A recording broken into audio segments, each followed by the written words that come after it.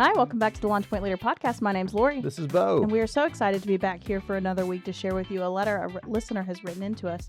If you or someone out there wants to write us in, you can always visit our website at launchpointleader.com. We'll get straight into our letter today. And honestly, if you've not ahead. visited, what are you doing? Literally, what are you doing with your life? Great resources, good fantastic. Content, good photos. I mean, we're not in all. Great photos. Yeah, exactly. Great photos. Yeah. What more could you want on a website? Not much, but you said we're going to dive right in. So, and we are. And we'll just dive right in. Dipped our toe. We pulled out. Now we're going to jump right back in. Yeah, here we go. All right. It says, Dear Launch Point, I actually feel weird writing to you on this show because I don't know if I'll be calling myself a leader for much longer. I decided to go ahead and write in because I'm struggling with a leadership role I recently took on. When I first made the decision to become a manager, I was excited about the challenge and opportunity to grow in my career. But now that I'm in the position, I'm almost always second-guessing my choice. I miss doing the work myself rather than managing others and overseeing projects. I feel like I've lost some of that hands-on satisfaction that comes with the tasks that I used to do. On top of that, I'm finding it harder to stay motivated in the more back office aspects of my job. I mean, don't even get me started on paperwork. I'm questioning if I made the right move, but I also don't want to backtrack and lose the potential to grow as a leader later down the road. I care about leadership in theory, but it's not been what I thought it was getting into at all. All that to get to my question, what do I do? I can't let down my team, but I think staying in this role would let them all down in the long run. Selfishly, I also worry about what it would look like for me to step down and be embarrassed that everyone thinks I can't do it. Any of your thoughts and advice would be really appreciated. Thank you. Roll regret. Thank you for the letter. There's a lot to unpack there. Yeah. I think a lot to unpack. So the first thing I would say is why did you take the job in the first place? You talked maybe a little bit about you don't know if leadership is right for you or management. You talked a lot about that. And I want to make sure we have some clarity here that leaders take people to places they otherwise would not go on their own. And so by definition, being a leader or being in a leadership position is creating something that is new for everybody. It's taking people to places they don't necessarily want to go to. And as the leader, you are supposed to have the wherewithal, the vision, the grit, the why, the aptitude to cast a vision and make a plan to take people to a better place, right? And so, I mean, not to get too biblical, but like the story with Moses taking people out of slavery in Egypt, right? They went to the promised land. If you don't know this, you can read it, but they spent years in the desert and everything was taken care of for them. And all the while they were like, we'd rather go back to slavery. And I promise I've got a point here, Lori, don't worry. And then by the time they got to the promised land, they sent scouts out and they were like, nah, it's great, but I don't think we can take it. And so they wandered around the desert for decades. And I think as a leader, you've got to think about people are always going to revert back to what they're the most comfortable with. So if you decide to take a leadership role, inherently, you're going to have to take people to places they'd otherwise don't want to get to. Sure. And so they said a lot in that in the letter, and I appreciate it. I just wanted to make sure we kind of establish that first, that it is going to be uncomfortable. Yeah. It's not going to be common. It is going to, you're going to feel a lot of friction, a lot of tension, and that's normal. Yeah. So don't let that throw you. I think that's important because if you're not expecting those things, maybe you start to feel it and go, oh, this means I'm not going to be a good leader. This means I can't learn it and do it, and I should go away. So, yeah, I think that is something important to acknowledge at the beginning of this. I do think it's great that this individual is kind of acknowledging some of the things, the characteristics that they have realized about themselves. Mm-hmm. They love the self-satisfaction of getting it done instead of trying to manage the process of other people getting it done that more than likely aren't getting it done as efficiently or as effectively as they have been able to do. And that's a very real thing. But I think when it comes to that, you've just got to think about what do you really believe about yourself and where do you want to be in your journey? If you want to be a doer, be a doer. Step back down, Yeah. and like don't worry about it. That's your role, and there's plenty of roles that are like that. It's not as glorified, but it's a great role. The flip side of that is, I think when you become a leader, or you kind of move up in leadership, that desire to have instant satisfaction from doing something Yeah. doesn't go away. So like I can show you a picture this morning from what I did. I've got a cut right here on my wrist. I cut down a ton of limbs and trees this morning on my house. Yeah. Not because I had to, but because I needed to do something and see done. Mm-hmm. Like I wanted to go cut, instant gratification, See the results. done, right? Then I transition back to being a leader of other people that are going through their own journeys and all. So I think that's just an example to go, hey, is it the desire to just do the work, or is it you have the desire to make something better? And sometimes as a leader, it's not instantaneous. If that's the case, you've got to find what it is for you that kind of scratches that itch, if you will. So for me, it's a lot of yard work. I love to pressure wash. It's like instant gratification, right? And so I think that's just something to think about when it comes to this idea of being a leader. Then some practical ideas I would say is, you said paperwork, right? I'm assuming digital paperwork. Sure, at this point, day and age, yeah. So why do you have to do that? Who is there somebody at your company that said you personally have to physically be the one to type out every keystroke, to write every letter, or is it your responsibility? So is it your requirement to physically do it, or is it your responsibility to ensure that it's done? That's good. The latter of the two is a leader.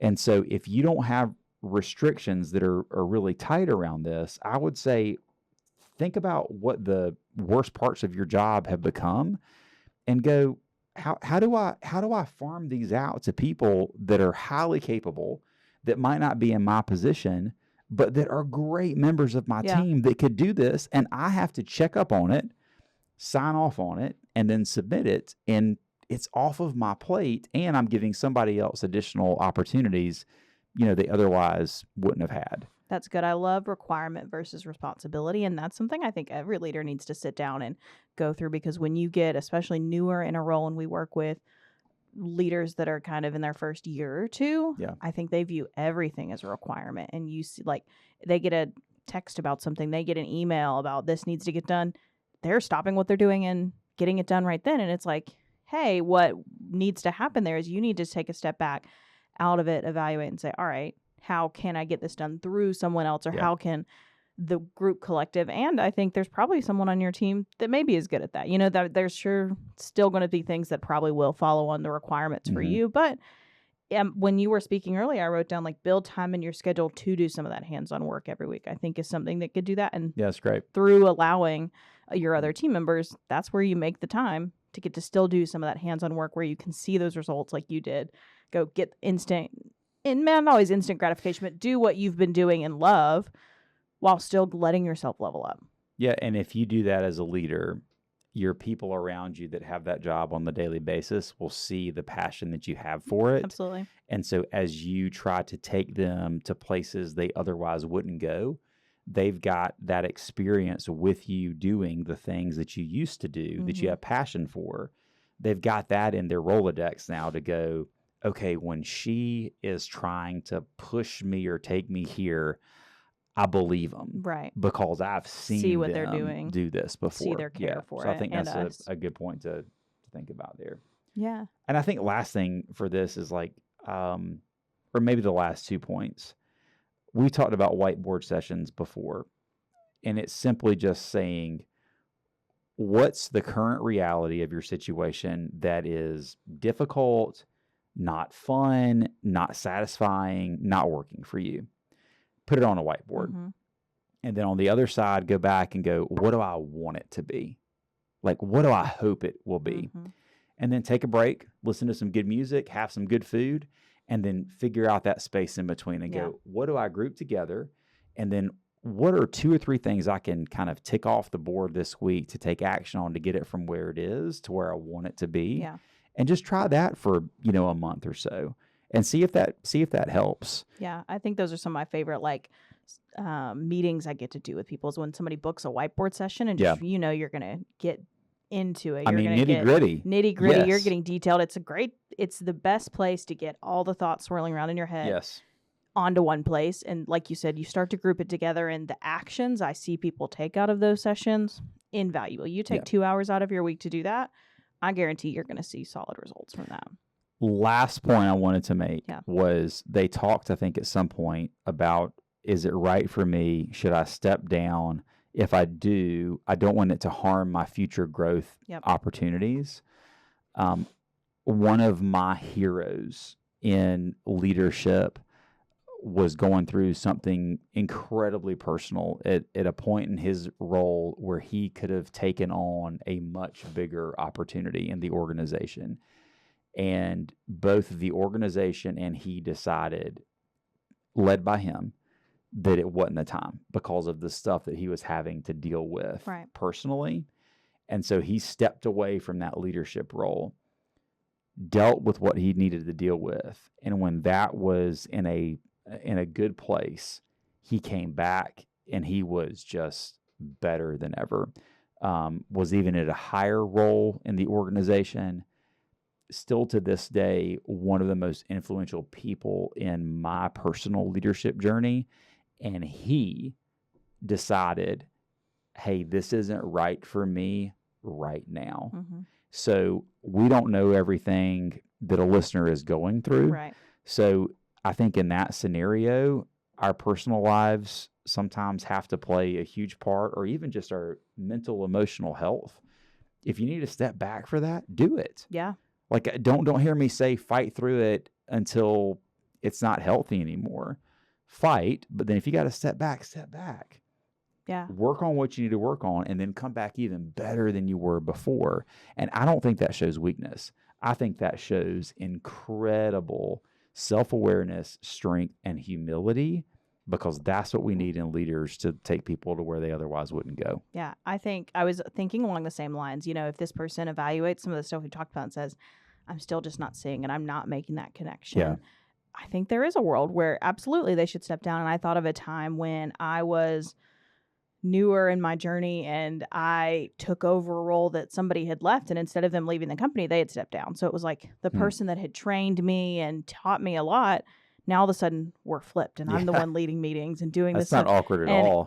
From my perspective as a young leader, kind of scary at first, but watching them stay, they stayed for about 6 or 7 more months.